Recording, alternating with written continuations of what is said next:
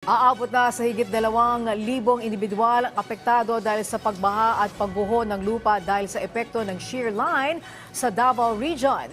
Ayon sa pinakahuling ulat ng National Disaster Risk Reduction and Management Council o NDRRMC, kasalukuyang nanunuluyan ang nasa 1,800 pamilya o 446 na individual sa 7 evacuation centers sa Davao de Oro, Davao Occidental at Davao Oriental. Nasa 11 bayan naman sa Davao de Oro at Davao del Norte ang kasalukuyang nakakaranas ng pagbaha habang 5 kalsada at 5 tulay naman sa Davao de Oro ang kasalukuyang hindi madaanan.